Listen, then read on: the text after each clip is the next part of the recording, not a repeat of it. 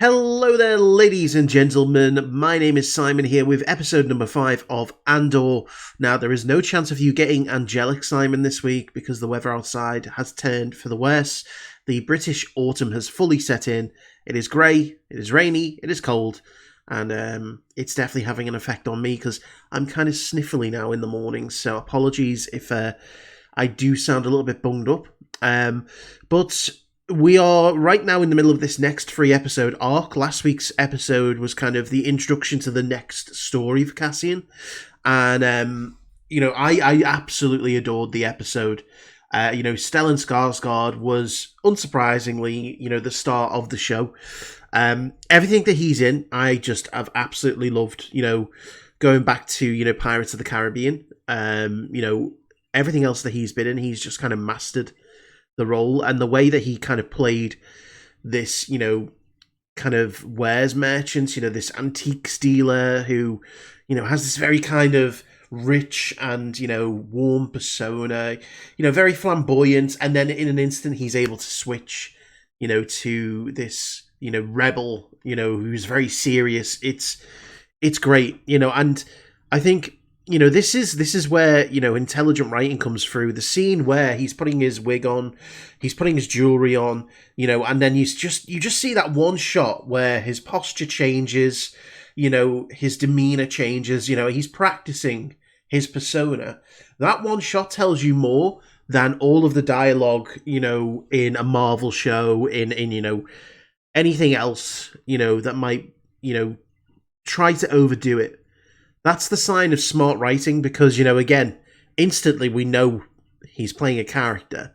We know that he's, someone who has to practice at this. He can't afford to, be seen as who he really is. And, again, it's very, very smart. The small things really do matter.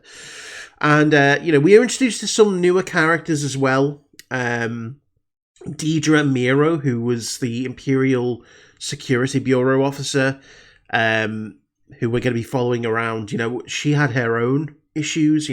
I love that internal politicking at the ISB where everyone's vying for power. Palpatine is notorious for putting his officers up against each other, for having a culture of competition, and ruthless competition at that.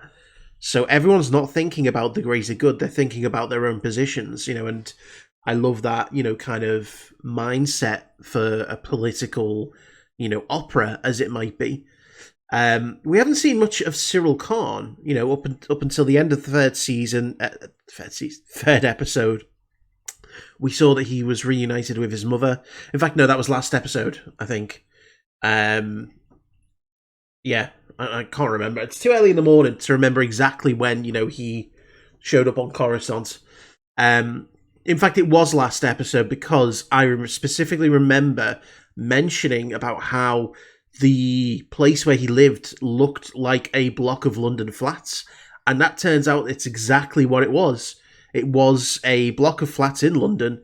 The real kind of 80s, dystopian kind of concrete jungle view.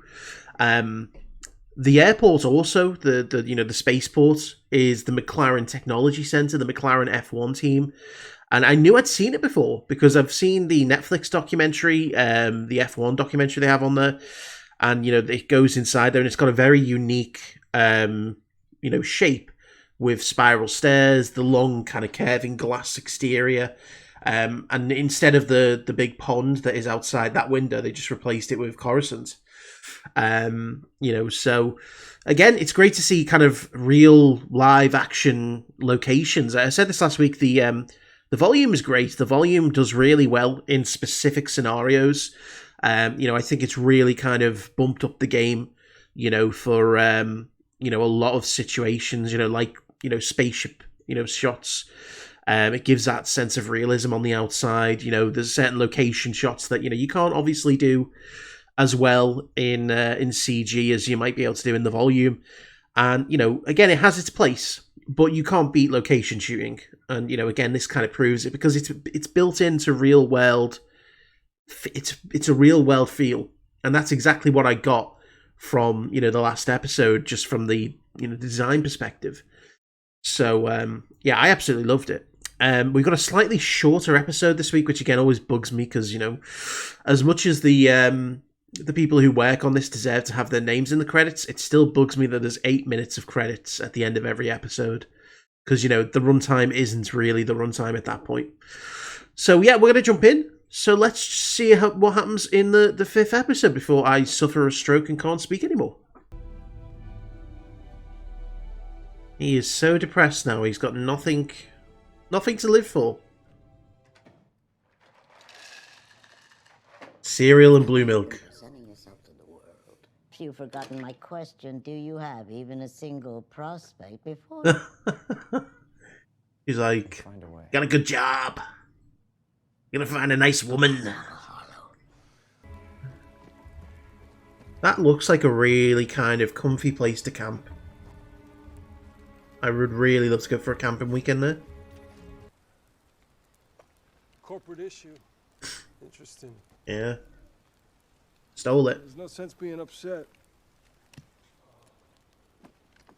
You know what this means, don't you? Just say, I saw your eyes go right to it. that prison. Great head. See, they don't know. I recognise that No idea. symbol at the top. Sinterklaas. Mm. She's stone cold and fearless. Probably the toughest one here. Someone She's already shown mentioned light that she is the actress who played the waif in Game of Thrones, and it didn't click at the time, but it really does now. There's no plan. Her daughter? She has a daughter? Did you eat? When would that have happened? Just came down. Take something for the ride. Oh We no. need to be going. Oh, change. That's clearly like a private school outfit, you know. You're taking me, right? Am I serious? Just go. You're off the hook. So not only is she a senator, Promise? a rebel leader, Get your a coat. wife, she's a Sound mother away. as well. She's trying to balance all these things all at We have a once. schedule. The driver's waiting. I've planned on this, and we're going. That's my point. It's all about you, isn't it? It's always all about you. Is this really how you'd like to start Oh the day? I dear. didn't choose this conversation. If only they knew. Saying that, I don't think her husband would care too much about the rebellion. He enjoys the luscious imperial life. And I've got a real fear that, you know, this family is not going to end up having a good ending. It's not blue. You may question her existence. What fucking weird milk is this? Entitled it yet. I've been waiting. It's a work in progress, and I know that there's a great deal left to say. I mean, look, right here. I like this guy's passion, Two seemingly random objects, and yet his this starts an dedication. astral path. This maps the trail of political consciousness. Both systems based on truth, both navigating toward clear and achievable outcomes. Basic facts expanded I don't think there's ever been a more philosophical to be and continued. intelligent character in Star Wars than this guy. Might have been ugly, but we'd have figured it out. We wanted to be sure. No. A confident exterior is suddenly cracking a bit.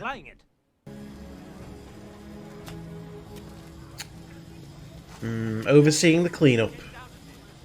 The assignment? No, you're taking the assignment. I was asking if this would do as your headquarters. Oh. Could I be made prefect? The title, I know, doesn't come with extra pay. You can wear a ball gown if you'd like. Just get this up and running before my next staff meeting. Again, shows you the attitude of the officers. More interested in titles and importance. Uh-oh.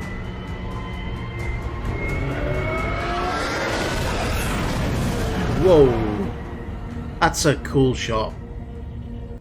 Get about your business, Corporal. I'll be making rounds tomorrow night, and I expect you at your station. So, yes, sir. He's very prim and proper in his military persona.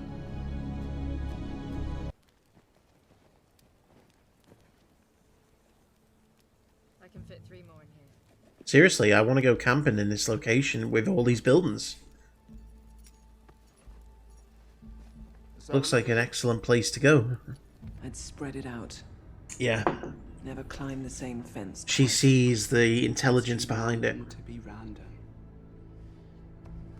Everyone else is ignoring it, but she is onto it. 2 more files each. Hence why she cannot survive, because she's too intelligent. Perhaps Perhaps you'll study Uncle Harlow with more energy in the... This is a tense relationship. You see why? The mother reminds me of my ex's mother. Very controlling. Think about it. Very judgmental. I struggled with how best to describe to him the events that have led us here. Is that perhaps you'll be lucky enough to be there for the eye? The idea of being this close and not seeing it. Ah, that's what everyone wants to see. Morale might be crushed by having anything more than an essential roster down here tomorrow night. That's another clever point, is that there'll be minimal staff. You know, he's managed to make it look like a reluctant decision. Ooh, money. Tell yourself whatever you want. I think we're okay. It's heading towards the garrison. Is that going to be the Imperial engineer from Coruscant? Talk when we're safe. Yep. That's a good old Lambda class. What's that mean? The day before is always hard. He's saying that he is reluctant, yeah. I know you are. It's really only the money.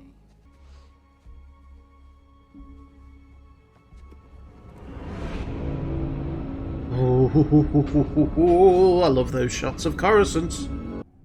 Didn't think you'd be interested. Why is that? It's charitable. Oh dear. He didn't deny it. God, that is such a beautiful speeder.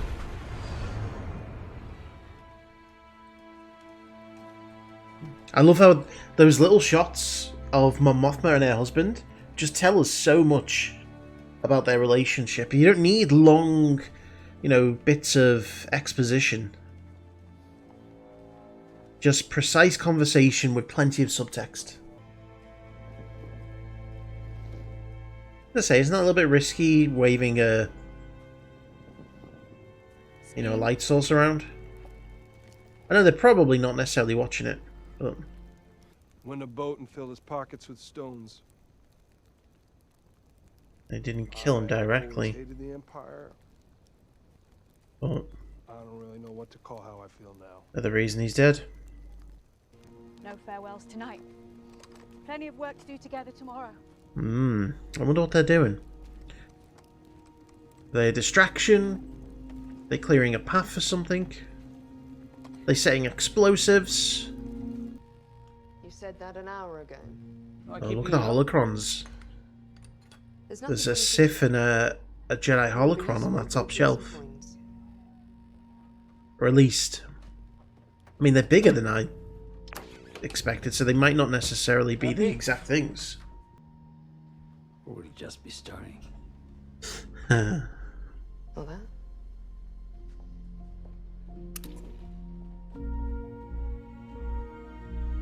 It's nice that he doesn't have to do it alone. He's got someone who can give him that reassurance. Okay, so another good episode. Lots of information in there and a lot of kind of subtle story building. I think this episode was much more about flushing out some of the characters than anything else. Because, you know, you don't get a lot of Luthen. Literally, it's just the last shot there. You know, which, you know, Luthen is turning out to be one of my favourite characters. And it's interesting how this is focusing on, you know, just how delicate everything is. How nervous everyone is. You know, everyone puts on a brave face. Everyone has a persona. But deep down, you know, they are all aware of the risks. And they are all very nervous about it. You know, they're scared. You know, you see Luthen at the end there. You know, he's waiting to hear some kind of feedback from the operation. And he knows there's a risk because now not only does he have one person involved who knows that he is, you know, involved, there's two that could lead back to him and bring the entire operation down. You know, it's very clever the way that they're doing it. They're compartmentalizing, which is good for, you know, a rebel cell. You know, you've got to keep things separate. You know, up until the point of the actual Rebel Alliance forming that we see in A New Hope, you know, once it gets to that stage, then yes, you know, you become more of a military than anything else. But during its formation, it is going to be a very delicate thing where, as we saw, you know, in the ISB, they're talking about the fact that it's too random to be random. It's too small scale.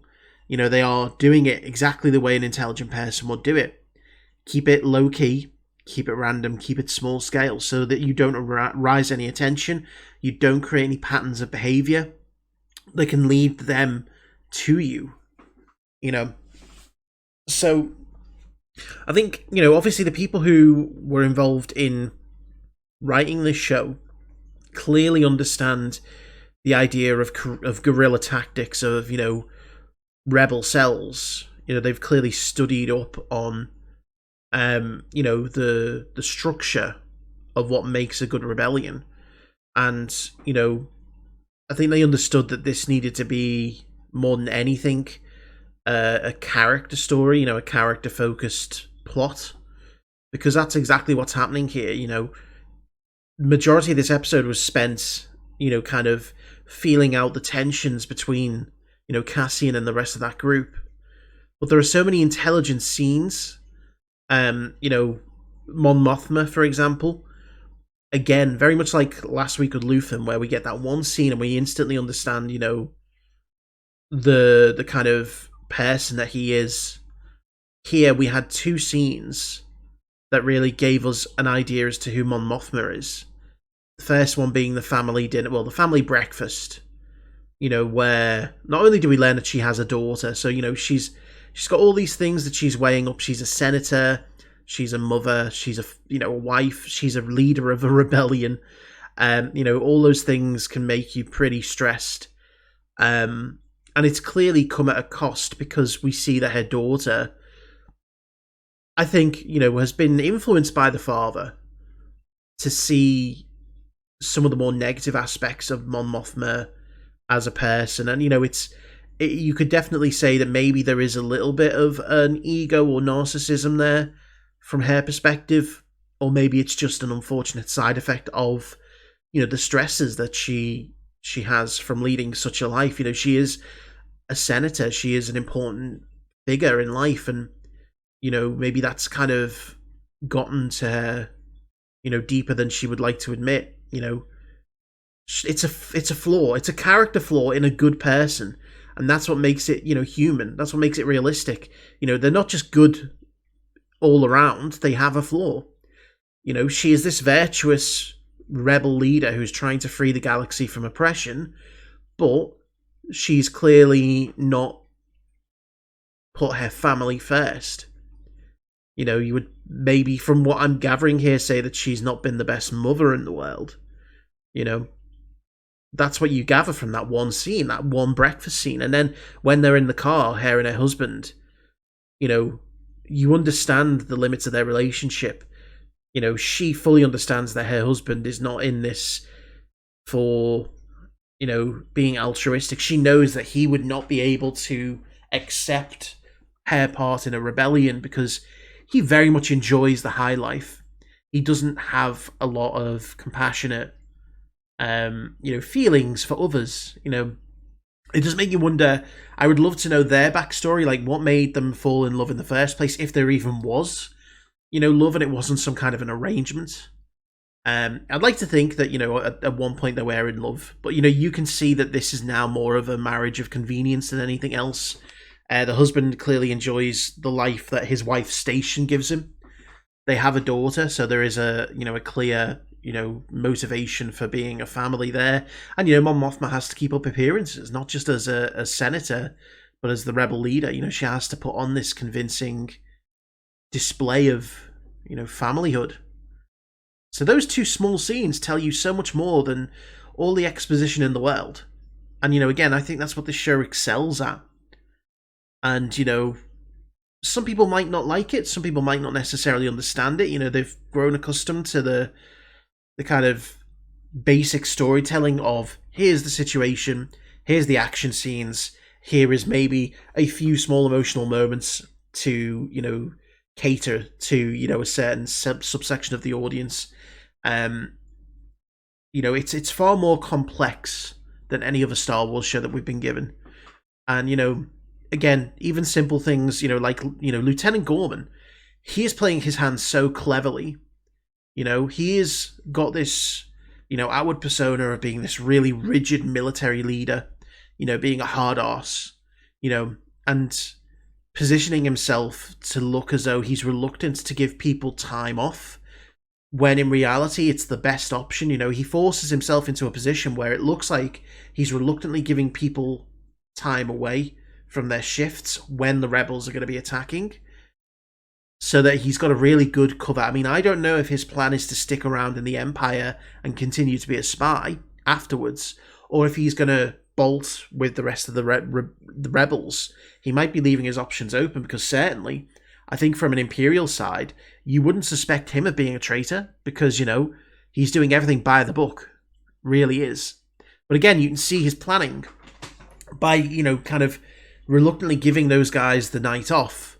He's not only convinced them that, he's very unlikely to be part of a rebellion and, covers his own tracks, but also, it's clever for the rebels because there's a minimal staff on, so they have less resistance to deal with. So, again, the whole plan is very clever.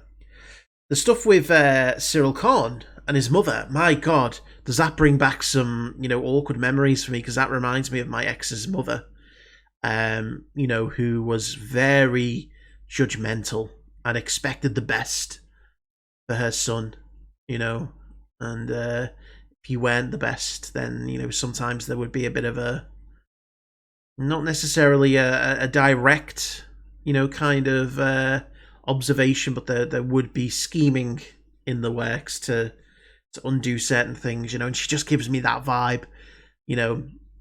She's so kind of like, you can see where he gets his neurosis from.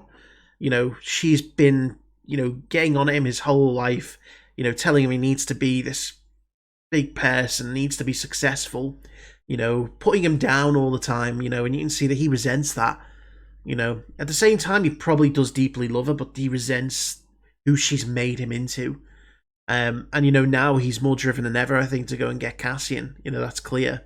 I don't know how these two stories are going to connect, because he's stuck on Coruscant.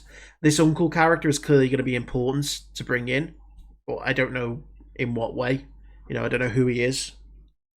But yeah, I mean, again, this episode, there was not a blaster fired, there was not a lightsaber swung, there was nothing in the way of action, but I found it so full of interesting things, and